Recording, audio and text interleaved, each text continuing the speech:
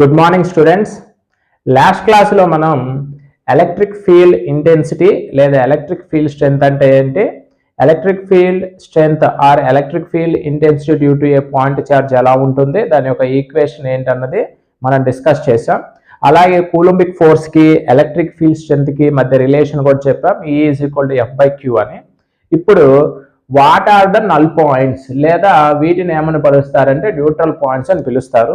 మీకు ఇలాంటి టాపిక్ గ్రావిటేషన్లో కూడా వస్తుంది. ఎక్కడైనా గుర్తుంచుకోండి, మ్యాగ్నెటిక్ ఫీల్డ్ లేదా గ్రావిటేషన్ ఫీల్డ్ లేదా ఎలక్ట్రిక్ ఫీల్డ్, ఫీల్డ్ అన్న టర్మ్ ఉంటే అక్కడ మీకు ఫీల్డ్ లైన్స్ ఉంటాయి. ఇంటెన్సిటీ ఆఫ్ ద ఫీల్డ్, అది ఎలక్ట్రిక్ ఫీల్డ్ కావచ్చు, మ్యాగ్నెటిక్ ఫీల్డ్ కావచ్చు ఉంటుంది. అలాగే న్యూట్రల్ పాయింట్స్ కూడా ఉంటాయి. మీకు ఇది సెకండ్ ఇయర్ మ్యాగ్నెటిక్ ఫీల్డ్ యొక్క న్యూట్రల్ పాయింట్స్ కనుక్కోవటం మీకు ఒక చిన్న ఎక్స్పెరిమెంట్ కూడా ఉంటుంది. అది ల్యాబ్ సెషన్లో నేను మీకు ఎక్స్ప్లెయిన్ చేస్తాను, అప్పటి వరకు వెయిట్ చేయండి. ప్రస్తుతానికి మనం ఎలక్ట్రిక్ ఫీల్డ్ లోపల న్యూట్రల్ పాయింట్స్ అంటే ఏంటి, వాటి యొక్క ఈక్వేషన్ ఏంటో డెరైవ్ చేద్దాం. దాని మీద 1 or 2 ఎగ్జాంపుల్ మోడల్ ప్రాబ్లమ్స్ కూడా చేద్దాం. ఫర్ సపోజ్ ఏదైనా ఒక ఎలక్ట్రిక్ ఫీల్డ్ తీసుకుంటే, ఓకేనా, ఎక్కడైనా సరే ఒక ఛార్జ్ తీసుకుంటే దాని చుట్టూ కొంత ఏరియా వరకు అది ఇన్ఫ్లుయెన్స్ చేస్తుంది. దాన్నే మనం ఎలక్ట్రిక్ ఫీల్డ్ అని మాట్లాడతాము. సో దీని లోపల మనకి నెంబర్ ఆఫ్ ఫీల్డ్ లైన్స్ ఉంటాయి. మనం తీసుకుంటుంది పాజిటివ్ ఛార్జ్ అనుకుంటే ఆ ఫీల్డ్ లైన్స్ ఇలా అవుట్ ఆఫ్ ద ప్లేన్ ఉంటాయి. ఇప్పుడు దీని లోపల ఓకేనా, ఎక్కడైతే గుర్తుంచుకోండి within the electric field, ఓకేనా, where the intensity of electric field is equal to 0, then those points are called neutral points. నాకు తెలిసి డెఫినేషన్ అర్థమైంది అనుకుంటున్నా, జాగ్రత్తగా వినండి. ఎలక్ట్రిక్ ఫీల్డ్ లోపల ఎక్కడైతే ఎలక్ట్రిక్ ఫీల్డ్ స్ట్రెంగ్త్ అనేది E అనేది 0 అవుతుందో ఆ పాయింట్ని మనం న్యూట్రల్ పాయింట్స్ అని పిలుస్తాము లేదా నల్ పాయింట్స్ అని పిలుస్తాం. ఫర్ సపోజ్ నేను ఒక 2 చార్జెస్ తీసుకుంటున్నాను, Q1 Q2. ఆ రెండింటి యొక్క చార్జెస్ మధ్య దూరం వచ్చేసి R అనుకుంటున్నా. జాగ్రత్తగా వినండి, రెండింటి మధ్య దూరం R అనుకుంటున్నా. ఇక్కడ Q2 అనేది Q1 యొక్క ఫీల్డ్ లోపల ఉందని మనం అనుకోవాలి. సో నెంబర్ ఆఫ్ టైమ్స్ చెప్తున్నా, ఈ పాయింట్ గుర్తుంచుకోండి. ఒక ఛార్జ్ అనేది ఇంకొక ఛార్జ్ని రిపెల్ చేయాలన్నా, అట్రాక్షన్ చేయాలన్నా అది ఎప్పుడు ఉంటుంది, ఆ ఛార్జ్ యొక్క ఫీల్డ్ లోపలికి ఇంకొక ఛార్జ్ వచ్చినప్పుడు మాత్రమే అది పాసిబుల్ అవుతుంది. సో ఇక్కడ Q2 అనే ఛార్జ్ Q1 అనే ఛార్జ్ లోపల ఉంది అనుకుంటున్నాం. రెండింటి యొక్క డిస్టెన్స్ ఎంత, R అని చెప్పి అనుకుంటున్నాం. ఫర్ సపోజ్ ఎక్కడో చోట రెండింటి మధ్య ఇంటెన్సిటీ ఆఫ్ ఎలక్ట్రిక్ ఫీల్డ్ 0 అయింది, అది నల్ పాయింట్, అది ఎక్కడో నాకు తెలియదు. ఫర్ సపోజ్ నేను ఇక్కడ అనుకుంటున్నా, అర్థమవుతుందా, నేను ఎక్కడ అనుకుంటున్నాను, ఇక్కడ అనుకుంటున్నా. సో దీనికి ఒక పేరు పెట్టుకుందాం, ఓకేనా, P అనే పాయింట్ అనుకుందాం, నల్ పాయింట్ కాబట్టి N అనే పాయింట్ అనుకుందాం. సో ఇప్పుడు Q1 కి N కి మధ్యలో డిస్టెన్స్ ఎంత అనుకుంటున్నాను, let us say I am considering X. అప్పుడు ఇక్కడి నుంచి ఇక్కడికి ఇది సపోజ్ A అనుకోండి, ఇది B అనుకోండి. ఈ Q1 ఏమో A దగ్గర ఉందనుకోండి, Q2 ఏమో B దగ్గర ఉందనుకోండి. అప్పుడు A కి N కి X అయితే N కి B కి ఏమవుతుంది మీరు చెప్పాలి, మీకు తెలుసు సింపుల్ ఫార్ములా ఎంత, R - X. సో ఇప్పుడు A కి N కి మధ్యలో, ఓకేనా, మన ఇంటెన్సిటీ ఆఫ్ ఎలక్ట్రిక్ ఫీల్డ్ ఎంతో చెప్పండి. సో మనము ఇంటెన్సిటీ ఆఫ్ ఎలక్ట్రిక్ ఫీల్డ్ 0 అయితేనే కదా మనం ఏమన్నాము అక్కడ నల్ పాయింట్ అన్నాం. ఫర్ సపోజ్ ఇక్కడ చూడండి, ఇక్కడ P అనే పాయింట్ ఉంది అనుకుంటే A కి N కి మధ్యలో సేమ్ ఇది కూడా పాజిటివ్ ఛార్జ్ అనుకోండి, అప్పుడు ఇదేమవుతుంది రిపెల్ చేస్తుంది, దాన్ని E1 అనుకోండి. నెక్స్ట్ B, ఇది ఏం చేస్తుంది, సేమ్ ఛార్జెస్ గా రిపెల్ చేస్తుంది, దాన్ని E2 అనుకోండి. ఇప్పుడు ఫ్రమ్ డెఫినేషన్ నాకేమొస్తుంది, E1 + E2 = 0. దాన్నే మనం ఏమంటున్నాము నల్ పాయింట్. దీని నుంచి ఏం రాయొచ్చు, E1 - E2. ఇక్కడ మ్యాగ్నిట్యూడ్ కన్సిడర్ చేస్తున్నాం కాబట్టి మనం ప్లస్ తీసుకుందాం, మాడ్యులస్ తీసుకుంటే, ఓకేనా. ఇప్పుడు E1 ఎంత రాయొచ్చు ఫ్రమ్ డయాగ్రామ్ చెప్పండి. E1 ఫార్ములా లాస్ట్ క్లాస్ లో చెప్పాం, 1/4πε0 ఇంటూ ఒక Q వస్తుందా, 2 Qలు వస్తాయా, సింగిల్ Q. సో Q1/R², ఎంత దూరం ఉంది రెండింటి మధ్య, X². Similarly E2 1/4πε0 Q2 divided by రెండింటి మధ్య డిస్టెన్స్ ఎంత, R - X². సో ఒకసారి వీడియో పాజ్ చేసి మళ్ళీ చూడండి. ఇక్కడ ఏం రాశానో ఇది కీ పాయింట్. ఇక్కడ నుంచి సింపుల్ మ్యాథ్స్ స్టెప్సే ఉంటాయి. సో సింపుల్గా అర్థమవుతుంది కదా. రెండు చార్జెస్ మధ్యలో ఇంటెన్సిటీ ఆఫ్ ఎలక్ట్రిక్ ఫీల్డ్ ఎక్కడో ఒక చోట నేను 0 అయింది అనుకుంటున్నా, ఆ పాయింట్ నేను n అనుకున్నా. ఏ దగ్గర నుంచి అది ఎంత దూరంలో ఉంది x అనుకుంటే బి దగ్గర నుంచి ఎంత ఉంటుంది r minus X. So Q1 దగ్గర నుంచి అది ఎంత ఇంటెన్సిటీ ఉంటుంది అక్కడ E1. ఆపోజిట్ డైరెక్షన్ ఎందుకు తీసుకున్నాం, సేమ్ చార్జెస్ కాబట్టి రిపెల్ అవుతున్నాయి. సో దాని నుంచి మనం ఈక్వేషన్ రాసుకున్నాం. సో దీన్ని తీసుకొచ్చి ఇక్కడ సబ్స్టిట్యూట్ చేయండి. ఇది ఈక్వేషన్ నెంబర్ 1 అనుకోండి. E1 value E2 value equation number 1 లో సబ్స్టిట్యూట్ చేయండి. అప్పుడు ఏమొస్తుంది 1/4πε0 Q1 by x square is equal to 1/4πε0 Q2 by r minus x whole square. Here 1/4πε0, 1/4πε0 cancel. So what we have remaining terms, Q1 by x square is equal to Q2 by r minus x whole square. ఇక్కడ మనకి ఎవరు కావాలండి చెప్పండి, x కావాలి. So దాని null point ఎంత దూరంలో ఉందో తెలియాలి. నేను x కనుక్కోవాలి అంటే x లన్నీ ఒక పక్క, రిమైనింగ్ టర్మ్స్ అన్ని ఒక పక్క రాసుకోండి. అప్పుడు ఏమొస్తుంది, so r minus x whole square by x square is equal to Q2 by Q1. నాకు x కావాలి. సో స్క్వేర్స్ ఉన్నాయి, స్క్వేరింగ్ ఆన్ బోత్ సైడ్ చేయండి. అప్పుడు ఏమొస్తుంది r minus X by X is equal to under root of Q2 by Q1. So ఇంతవరకు అర్థమైంది. నేను అద్భుతం ఏం చేయలేదు, just squaring on both side చేశాను. దీన్ని ఇంకెలా రాసుకోవచ్చు అని చెప్పండి, r by X minus X by X is equal to root of Q2 by Q1. X cancel.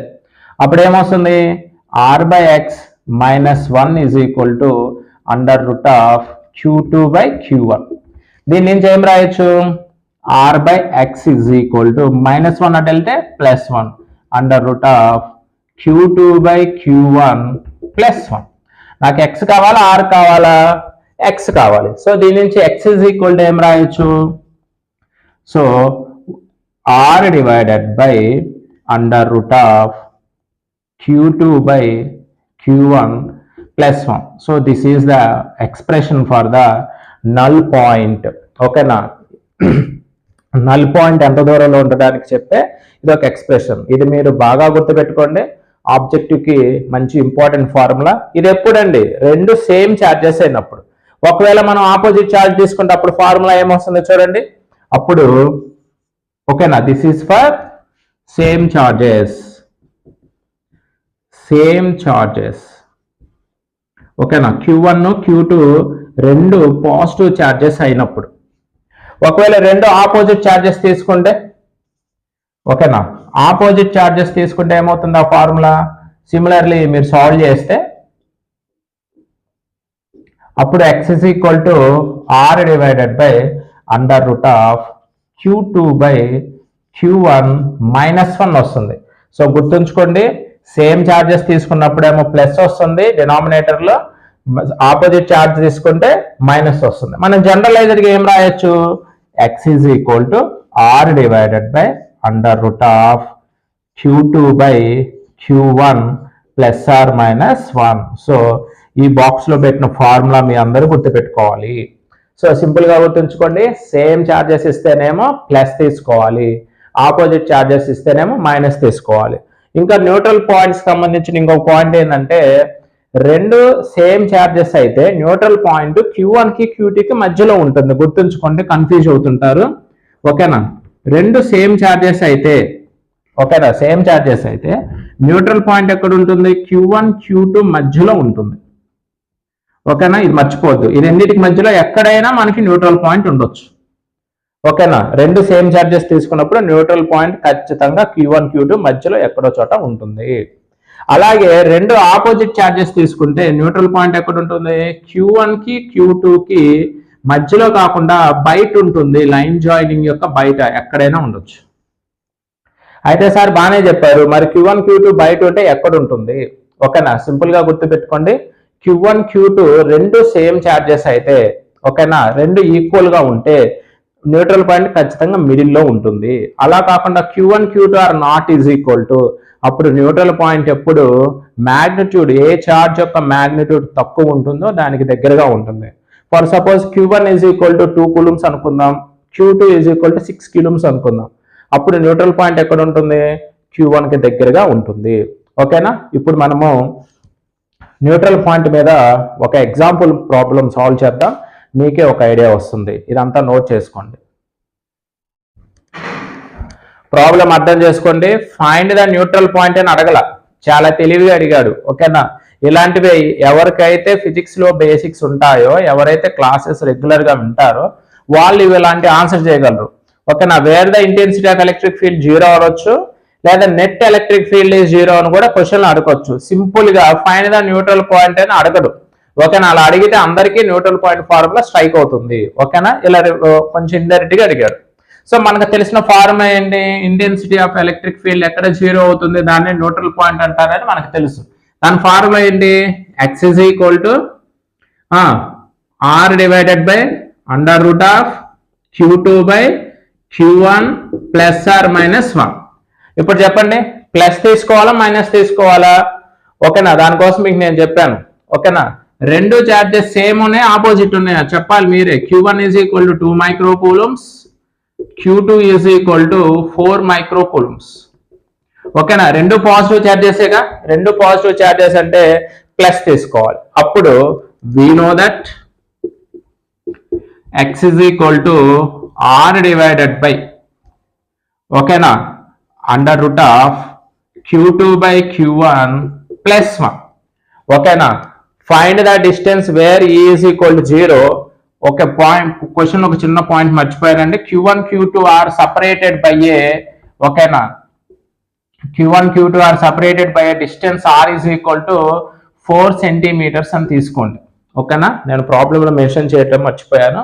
Q1 Q2 మధ్య ఎంత డిస్టెన్స్ ఉందంట? 4 సెంటీమీటర్స్ ఉందంట. ఇప్పుడు సాల్వ్ చేయండి. సో మనకు డైరెక్ట్ గా నల్ పాయింట్స్ ఫార్ములా తెలుసు. r ఎంత ఇచ్చాడు? 4. సో సెంటీమీటర్స్ కాబట్టి 4 into 10 to the power of minus 2 divided by under root of Q2 ఎంత ఇచ్చాడండి? 4. మైక్రో అంటే తెలుసు కదా, 10 to the power of minus 6 by Q1 ఎంత అండి? 2. మైక్రో అంటే ఎంత? 10 to the power of minus 6. ఈ సింబల్ ని మైక్రో అంటారని మీకు తెలుసు. Plus 1. So 10 to the power of minus 6, 10 to the power of minus 6 cancel. అప్పుడు ఏమొస్తుంది? 2 1s 2 2s. సో ఫైనల్ గా ఎంత వస్తుంది మనకి? x is equal to 4 into 10 to the power of minus 2 divided by root 2 plus 1. root 2 value అంటే మనకు తెలుసు, అది సబ్స్టిట్యూట్ చేసి మనం ఇక్కడ సాల్వ్ చేస్తే మనకి ఆన్సర్ వస్తుంది. ఇంకా ఆప్షన్స్ లో ఏమడుగుతాడు? టువార్డ్స్ Q1 టువార్డ్స్ Q2 అడుగుతాడు. ఓకేనా. అప్పుడు మీకు ఏం చెప్పాను? ఇక్కడ చెప్పండి, x వాల్యూ Q1 కి దగ్గరగా ఉంటుందా, Q2 కి దగ్గరగా ఉంటుందా? Q1 కి దగ్గరగా ఉంటుంది. ఎందుకు? Neutral points are always closer to the smaller charges. Root 2 value తెలుసు కదా, 1.414. ఆ వాల్యూ ఇందులో సబ్స్టిట్యూట్ చేసేస్తే అప్పుడు ఏమొస్తుంది? 4 into 10 to the power of minus 2 divided by 1.414 in plus 1. ఓకేనా. అప్పుడు ఎంత వస్తుంది? 4 into 10 to the power of minus 2 divided by 2.414. ఇలా వచ్చినప్పుడు మీరు అప్రాక్సిమేషన్ గా ఇది 2.5 దగ్గర ఉంది, 1.4 ఉంది. అప్పుడు ఏమొస్తుంది? ఆన్సర్ అనేది 2 రాదు, ఖచ్చితంగా 1 పాయింట్ సంథింగ్ వస్తుంది. సో ఇలా మీరు సాల్వ్ చేసుకోవాలి. సో మీకు పాయింట్ అర్థమైంది అనుకుంటున్నాను. మీకు ఫిజిక్స్లో ఎలాంటి డౌట్స్ ఉన్నా మీరు ఖచ్చితంగా కామెంట్ సెక్షన్లో కామెంట్ చేయండి, నేను మీకు ఆన్సర్ చేస్తాను. Thank you.